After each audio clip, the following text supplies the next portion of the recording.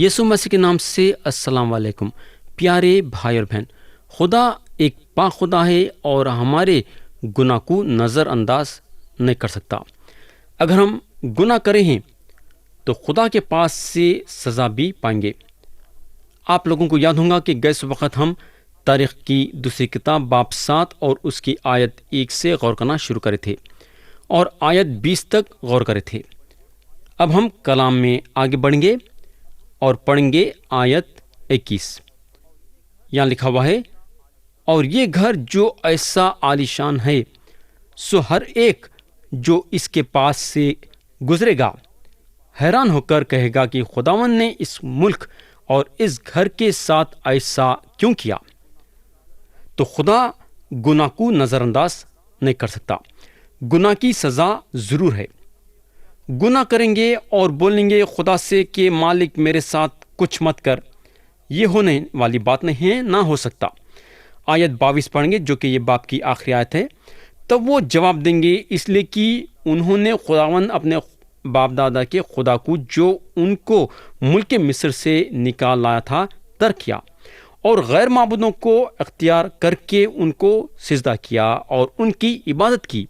اسی لیے خداوند نے ان پر یہ ساری مصیبت نازل کی. میرے بھائی، غیر قوم کے لوگ بھی یہ بات جان لیں گے کہ کیونکہ اسرائیلیاں غیر معبودوں کی عبادت کرے اور خدا کو پوری طریقے سے چھوڑ دیے، اس لیے خدا ان لوگوں کے ساتھ ایسا کرا. یہ غیر قوم کے لوگ یہ بولیں گے. خدا غیر قوم کے لوگوں کے دل میں یہ بات پیدا کرے گا ایسا بولنے کے لیے، اور غیر قوم کے لوگوں پہ اپنا جلال ظاہر کرے گا. تو خدا کے آنکھوں میں گناہ نہیں ٹک سکتا. اگر آپ گناہ کریں گے تو اس کی سزا بھی ضرور ملے گی. آپ بچنے والے نہیں ہیں. تو یہاں ختم ہوا باب 7 اور اب ہم اٹھائیں گے باب 8. ہم پڑھیں گے آیت 1 اور 2. اور 20 برس کے آخر میں جن میں سلیمان نے خداوند کا گھر اور اپنا گھر بنایا تھا، یوں ہوا کہ سلیمان نے ان شہروں کو جو ہورام نے سلیمان کو دیے تھے پھر تعمیر کیا اور بنی اسرائیل کو وہاں بسایا. تو یہ گھر کا بنانا کافی عرصوں تک تھا. یہ ہیکل بنانے کے لیے ان کے سلطنت کی آدھی زندگی کٹ گئی تھی. آیت 3 پڑھیں گے، لکھا ہوا ہے، اور سلیمان حامات زوبا کو جا کر اس پر غالب ہوا. یہ ایک ہی جنگ ہے جو سلیمان کے بادشاہی میں بتائی گئی ہے، مگر یہ جنگ سلیمان کے زندگی میں اہمیت نہیں رکھتی ہے. آیت 9 پڑھیں گے، پر سلیمان نے اپنے کام کے لیے بنی اسرائیل میں سے کسی کو غلام نہ بنایا، بلکہ وہ جنگی مرد اور اس کے لشکروں کے سردار اور اس کے رتھوں اور سواروں پر حکمران تھے. سلیمان اپنے خود کے آدمیوں کو فوج میں بھرتی کرے. ان لوگوں کو غلام کی حیثیت سے نہیں چنے بلکہ جنگی مردوں کی حیثیت سے چنے اور ان کو عہدے بھی دیے. آیت 10 پڑھیں گے، اور سلیمان بادشاہ کے خاص منصبدار جو لوگوں پر حکومت کرتے تھے 250 تھے. میرے بھائی، سلیمان یہ ایک ایسی چیز کرے جو آگے چل کے انہوں مصیبت میں آ گئے. خدا یہاں دیکھا کہ سلیمان کیا کر رہے ہیں، مگر اس کے بارے میں کچھ بولا نہیں، نہ تو برکت دیا. آیت 11 پڑھیں گے، اور سلیمان فرعون کی بیٹی کو داؤد کے شہر سے اس گھر میں جو اس کے لیے بنایا تھا لے آیا، کیونکہ اس نے کہا کہ میری بیوی اسرائیل کے بادشاہ داؤد کے گھر میں نہیں رہے گی، کیونکہ وہ مقام مقدس ہے جن میں خداوند کا صندوق آ گیا ہے. تو سلیمان جو ہیں ان کے بیوی کو مد نظر رکھتے ہوئے ایک اچھا فیصلہ کرے. ان کی بیوی مصر کے بادشاہ فرعون کی بیٹی تھی. سلیمان اپنی بیوی کے لیے ایک محل بنائے، مگر داؤد کے شہر سے دور بنائے. اب سوال یہ پیدا ہوتا ہے کہ سلیمان الگ الگ ملکوں سے اپنے لیے بیویاں کیوں چنے؟ لوگوں کا خیال یہ ہے کہ سلیمان اس لیے اپنے اطراف کے الگ الگ ملکوں سے اپنے لیے بیویاں چنے تاکہ اپنے اطراف امن اور چین قائم کرے. ویسا اگر ایک بادشاہ اپنی بیٹی سلیمان کو دیتا ہے تو انہیں سلیمان سے جنگ کیسا کر سکتا؟ بادشاہ اپنی بیٹی کے بارے میں سوچیں گا، ہے نا؟ بادشاہ اپنے داماد یا بیٹی کا قتل نہیں کر سکتا۔ اس طریقے سے سلیمان اپنے اطراف امن اور چین قائم کر سکے، لیکن یہاں انہوں خدا کے حکم کے خلاف گئے۔ خدا موسیٰ کے وقت اسرائیلیوں کو جتا دیا تھا کہ ان لوگاں غیر قوم کے بیٹے اور بیٹیوں کے ساتھ اپنا ناطہ نہیں جوڑنا۔ پیارے بھائی بہن، یہ باپ کا آگے کا حصہ ہم کو یہ بتاتا ہے کہ ہیکل کے لیے کیا کیا کام ہوئے۔ سلیمان ضیافت کرے اور داؤد کے کہنے کے مطابق لاویوں کو اور کاہنوں کو ہیکل میں مقرر کرے۔ اور اب جیسا ہم 9 باب میں آتے ہیں، ہم دیکھیں گے کہ سلیمان کو تعلق رکھتے ہوئے یہ ان کا آخری باب ہے۔ ہم دیکھے ہیں کہ سلیمان کا سب سے اہم کام جو تھا وہ ہیکل بنانے کا کام تھا۔ اب خدا جو ہے سلیمان کی زندگی میں کیا خاص بات دیکھنا چاہیں گا تاکہ ان کے بارے میں دوبارہ کلام میں بتایا ویسا۔ یہ ایک بڑی دلچسپی کی بات ہے کہ سلیمان اپنی زندگی میں کامیاب ہوئے وہ کام کرنے کے لیے جو کام خدا چاہتا تھا کہ کرے، یعنی کہ دنیا کے سامنے اس کے لیے گواہی بننے کا کام۔ یہاں ہم کو بتایا گیا ہے کہ گواہی بننے کا کام کیسا پورا ہوا۔ تو اسرائیلیاں جس طرح سے دنیا کے سامنے گواہی بننا تھا، آج کلیسیا دنیا کے سامنے گواہی بنتی ہے، اس سے بالکل الگ تھا۔ اسرائیلیوں کو اندر سامنا کرنا تھا، مگر کلیسیا کو باہر سامنا کرنا ہے۔ اسرائیلیاں یروشلم میں جو ہیکل بنائے اور جو یروشلم میں ہیکل تھا وہ ہیکل کو جانا تھا اور دنیا کو ان کے ساتھ خدا کی عبادت کرنے کے لیے بلانا تھا، یعنی کہ اسرائیلیاں کو جو ہے جا کے لوگوں کو وہ ہیکل میں بلانا تھا، مگر کلیسیا کو جو ہے یروشلم سے شروع کرنا ہے اور دنیا کے کونے کونے میں ہر ایک حصے میں جانا ہے۔ دوسرے الفاظوں میں کلیسیا کو جو ہے یسوع مسیح کی خوشخبری کو دنیا میں لے کے جانا ہے، اور اسرائیلیوں کو جو ہے لوگوں کو ہیکل میں بلانا تھا خدا سے ملاقات کرانے کے لیے اور خدا کا جلال دکھانے کے لیے۔ یہ دنیا میں جو قومیں ہمہ قسم کے خدایوں کو پوچھتے تھے، ان لوگوں کے سامنے خدا کے لیے ایک قوم کے حیثیت سے گواہی بنا تھا۔ لیکن دنیا میں جو لوگ یہ مانتے ہیں کہ خدا نہیں ہے، وہ لوگوں کے سامنے خدا کے لیے گواہی بننا تھا اور بتانا ہے کہ یسوع مسیح مردوں میں سے جی اٹھے ہیں۔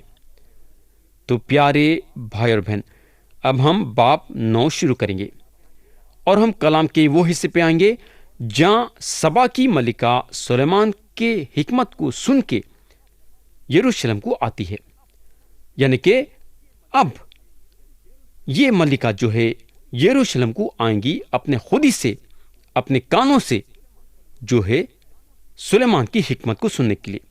ہم پڑھیں گے باب 9 اور اس کی آیت 1 اور 2۔ جب سبا کی ملکہ نے سلیمان کی شہرت سنی تو وہ مشکل سوالوں سے سلیمان کو آزمانے کے لیے بہت بڑی جلاؤ اور اونٹوں کے ساتھ، جن پر مسالے اور با افراط سونا اور جواہر تھے، یروشلم میں آئی اور سلیمان کے پاس آ کر جو کچھ اس کے دل میں تھا اس سب کی بابت اس سے گفتگو کی۔ سلیمان نے اس کے سب سوالوں کا جواب اسے دیا، اور سلیمان سے کوئی بات پوشیدہ نہ تھی کہ وہ اس کو بتا نہ سکے۔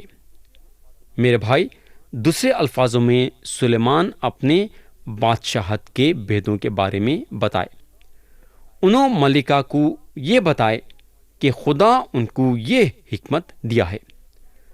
انہوں ملکہ کو یہ بتانے کو لگے کہ خدا سے ملاقات کرنے کا ذریعہ ہیکل ہے، کیونکہ خدا ہیکل میں رہتا ہے اپنے لوگوں سے ملاقات کرنے کے لیے۔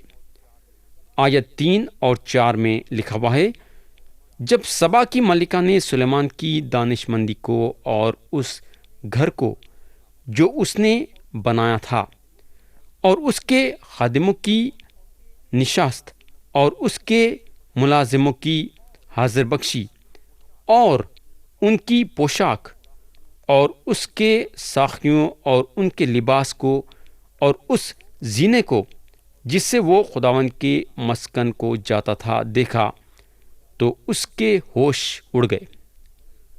تو پیارے بھائی اور بہن، سلاطین کی پہلی کتاب باب 10 اور اس کی آیت 24 میں ہم کو بتایا گیا ہے، جہاں لکھا ہوا ہے، اور سارا جہاں سلیمان کے دیدار کا طالب تھا تاکہ اس کی حکمت کو جو خدا نے اس کے دل میں ڈالی تھی سنے۔ پیارے بھائی اور بہن، ہم کو سبا کی ملکہ کا ایک مثال دیا گیا ہے، جہاں سبا کی ملکہ سلیمان کے حکمت کو سننے کے لیے سلیمان کے پاس آئی۔ اگر ہم دیکھیں گے تو اسرائیلی قوم کامیاب تھی سارے دنیا کے سامنے خدا کے لیے گواہی بننے کے لیے۔ آیت 4 کے آخری حصے میں جو لکھا ہوا ہے، اس زنے کو جس سے وہ خداوند کے مسکن کو جاتا تھا، یہ جو ہے سوختنی قربانی تھی جو سلیمان دیے۔ یہ سوختنی قربانی یسوع مسیح کے بارے میں بات کرتی ہے۔ کوئی بھی قوم گناہوں کے معافی کے لیے سوختنی قربانیاں نہیں چڑھاتے تھے، صرف اسرائیل کے پاس یہ طریقہ تھا، اور یہ چیز کو دیکھ کے سبا کی ملکہ کے ہوش اڑ گئے۔ یہ چیز یسوع مسیح کی طرف اشارہ کری تھی۔ داؤد جو ہیں یسوع مسیح کے بارے میں اتنا بتائے اور لکھے کہ میں نے سمجھتا ہوں کہ سلیمان سبا کے ملکہ کو یہ بات بتانے کے لیے چھوڑے ہوں گے کہ سارے دنیا کے گناہوں کو اٹھا لینے کے لیے آگے چل کے یہ دنیا میں منجی آئیں گا۔ یہ پکی بات ہے کہ سلیمان یہ سبا کے ملکہ کو یسوع مسیح کے بارے میں بتائے ہوں گے۔ جب خدا کے سچائی کے بارے میں آدمی سنتا ہے تو اس کے ہوش اڑ جاتے ہیں، کیونکہ خدا کی سچائی اس کے دل کو چھوتی ہے۔ تو یہ سچائی سبا کے ملکہ کو چھوئی۔ آیت 5 اور 6 پڑھیں گے، یہاں لکھا ہوا ہے، اور اس نے بادشاہ سے کہا کہ وہ سچی خبر تھی جو میں نے تیرے کاموں اور تیری حکمت کی بابت اپنے ملک میں سنی تھی، تو بھی جب تک میں نے آ کر اپنی آنکھوں سے نہ دیکھ لیا، ان کی باتوں کو باور نہ کیا، اور دیکھ جتنی بڑی تیری حکمت ہے اس کا آدھا بیان بھی میرے آگے نہیں ہوا، تو اس شہرت سے بڑھ کر ہے جو میں نے سنی تھی۔ تو پیارے بھائی بہن، یہ عورت بولنے کو لگی، جب میں سنی کہ خدا کیا کیا کرا تو میرے کو بالکل یقین نہیں ہوا۔ مگر میرے بھائی، یہ عورت میں اتنا ایمان پیدا ہوا کہ جب یہ عورت کو جو ہے سلیمان کے بڑے پن کے بارے میں سننا پڑا تو دور سے آئی۔ اس کا ملک یروشلم سے بہت ہی دور تھا، اور وہ دوری پار کر کے اپنی آنکھوں سے سلیمان کو دیکھنے کے لیے آئی، اور اپنے کانوں سے سلیمان کے حکمت کو سننے کے لیے آئی۔ میرے بھائی، میرا یقین کرو، وہ زمانے میں یہ ایک لمبا سفر تھا۔ یہ ملکہ ایئرپورٹ کو نہیں گئی پلین میں بیٹھ کے یروشلم میں آنے کے لیے۔ اگر وہ زمانے میں پلین رہتا تو یہ ملکہ چند گھنٹوں میں یروشلم پہنچ جاتی تھی، مگر اس وقت پلینا نہیں تھے، اور یہ سبا کے ملکہ کو مہینوں سفر کرنا پڑا یروشلم کو پہنچنے کے لیے۔ کڑی دھوپ کا سامنا کرنا پڑا، بارش کا سامنا کرنا پڑا، گرمی کا سامنا کرنا پڑا، ریگستان کا سامنا کرنا پڑا۔ یہ عورت دور سے سفر کرتے ہوئے آئی تاکہ سلیمان کے حکمت کو تھوڑا بہت جانے اور یہ سیکھے کہ سلیمان خدا کے سامنے کیسا جاتے ہیں۔ تو یہ عورت کو جو بتایا گیا تھا وہ آدھا بھی نہیں تھا، لیکن جب اپنے خود سے سلیمان کے پاس آئی تو اس کو پتا چلا کہ خدا سلیمان کو کتنی بڑی حکمت دیا ہے۔ اب ہم دیکھیں گے کہ سبا کی ملکہ سلیمان کو کیا بولتی ہے۔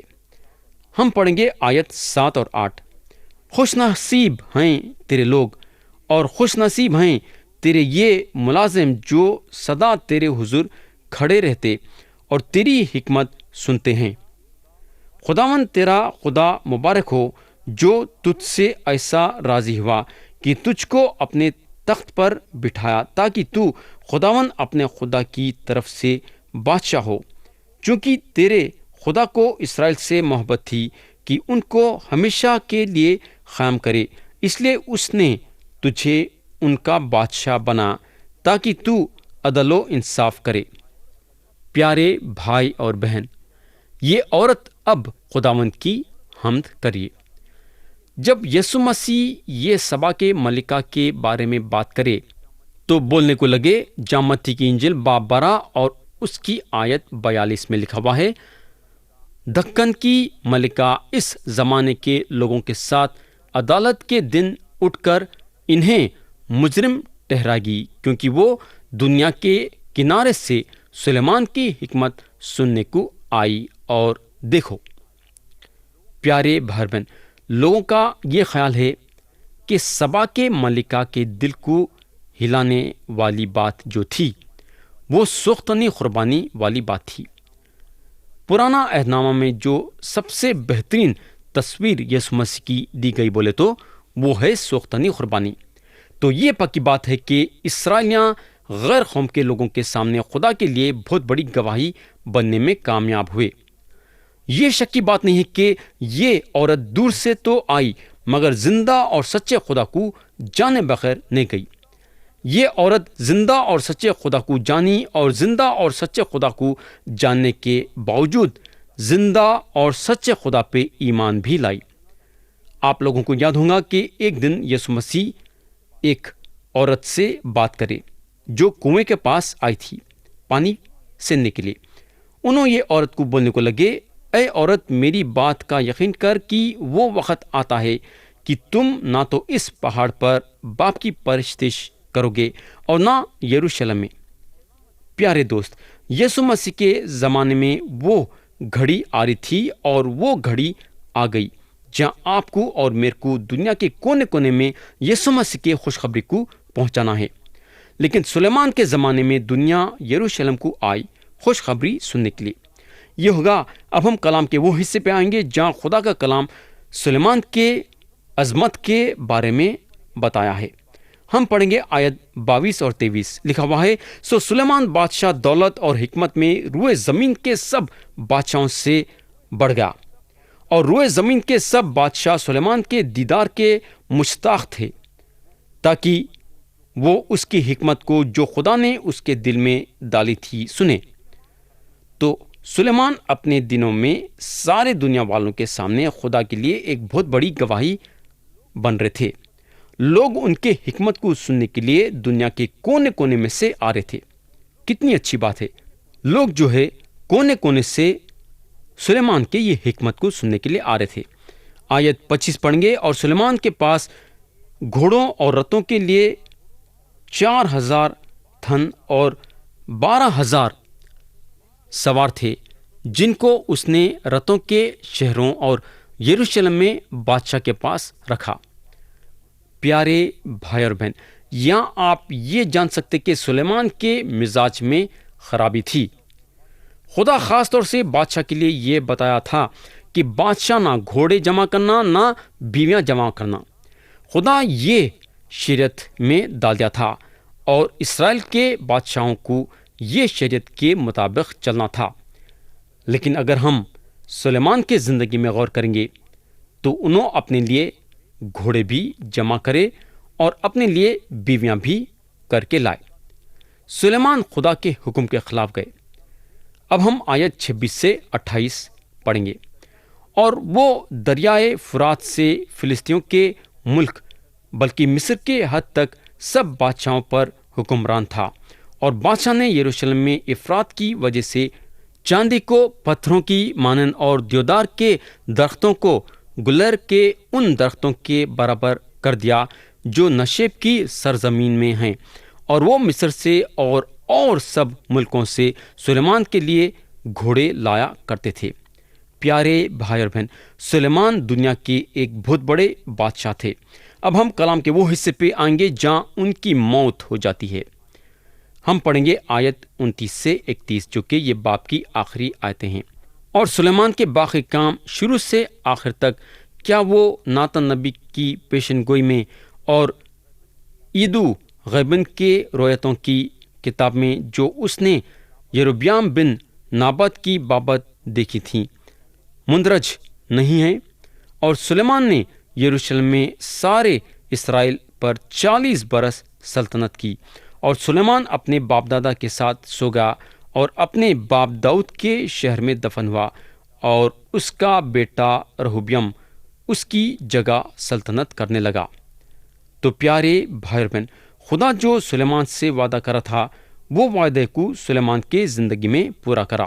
سلیمان خدا سے حکمت مانگے اور خدا اپنا دل کھول کے سلیمان کو حکمت دیا۔ حکمت دینے کے ساتھ ساتھ خدا سلیمان کو وہ بھی چیزیں دیا جو چیزوں انہوں نہیں مانگے تھے۔ انہوں خدا سے دولت یا عزت نہیں مانگے تھے، مگر خدا اپنا دل کھول کے ان کو بہت بڑی دولت اور عزت دیا۔